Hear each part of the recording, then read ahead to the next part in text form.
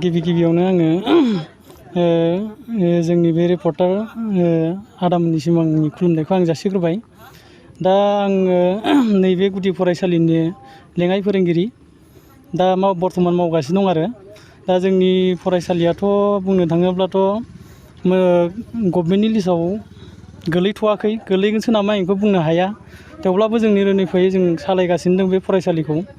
दा आंनि बुंनाया बेनो जि जोंनि गासिबो माहारियारि जोंनि बर' संगठनफोर जेरैहाय एबसु बा साहित्य सभा साहित्य आफादफोर दं, बेफोर आफादफ्रा जोंनि फरायसालिफोरखौ मोजाङैनो नोजोर होनानै बे फरायसालिखौ प्रमिस खालामनायाव मदद होनांगौ होननानै आं सानो।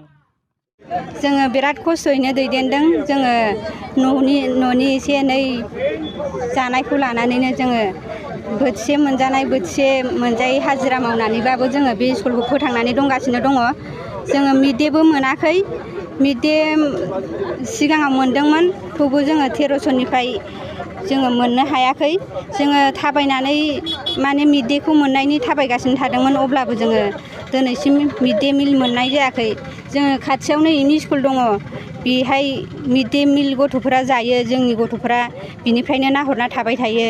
जों बिराद दुखु मोनो आरो जोङो मालाबा बेफोरबायदि जानाय समाव गथ'फ्रा नाहरोबा जोंनि गोसोआव दुखु मोननाय थायो।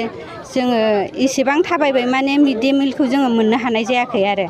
जोंनिया आवगायो एपि मोनोमोन आरो बोसोराव खनसे, ओमफ्राय बे एपिआ थाबथानायनि जाहोनाव जोङो मिड डे मिलखौ मोननाय जायाखै आरो। ओमफ्रायो जोङो उनाव थाबायदोंमोन मोनो होननायखाय, अब्लाबो जोंना थालांबायानो थादों आरो। दा मा बुंनो सानो दिनै? जोङो बे मिड डे मिल आरो स्कुलखौ जोङो एसे थाबैनो जायोबा मोजां मोनो। आरो जोंना दायो माबायाबो गासैबो क्लियार जाना दङ नालाय, लेन्ड एनरलमेन्ट, डाइस आरो जोंनि क्वालिफिकेसन, जोङो DLED पास खालामनांगौ होननायखाय जों DLEDखौबो पास खालामनानै लाबाय। बेखायनो जोङो जोंनि फारसे एसे मोजां खालामहरोबा मोजां जागोन बिदि सानदों आरो। जोंहा आरो दा डेस्क बेन्सबो गैया, स्कुलाव जेबो माबाखौनो मोनाखै, जोङो लेट्रिनबो गैया, जेबो फारसेनिफ्राय गैयि जाना दं आरो। हेफाजाबथ' जोंबो बिनाय जायाखै आरो इसोरबो खेल खालामनाय जायाखै, बिदिनो सोलिगासिनो दं दुखु खस्थ'नि गेजेरजों। अब्लाबो गथ'फ्रा जोंनिया एसेबां खमायाखै आरो मिड डे मिल मोनोबाथ' जोंना बिराद गथ'फोर जानो गैयै गथ'फ्रा दायो गथ'फोरा 45 गथ'फोर दङ।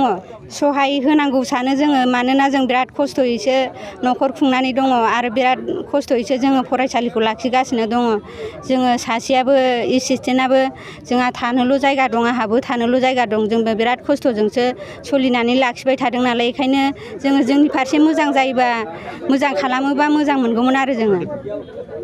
साबेसे फोरोंगिरि दं दा? जोङो 2 फोरोंगिरि दं। सिगां सोर मावदों? सिगाङाव सानैमोन, सासेया नमल बसुमतारी, बियो हा गोदानाव थांबाय, ओमफ्राय सासेया बसन्त गयारी, बियो थैलांबाय आरो। बिसोर माने बिराद बैसो जाबायमोन, ओमफ्रायो खाथिनो हाया बायदि मोननानै आरो बोराय बैसो जानायखाय बिसोर माने नागारबाय। ओमफ्रायो रायजोफ्रा माने जों सानैखौ फसंनानै दोनदों आरो, आंखौ हेड आरो नै बे सासे आंनि खाथियाव थानायखौ एसिसटेन्ट महरै जोंखौ गायसननानै बे फरायसालिखौ दिनै खुंनो होबोगासिनो दङ।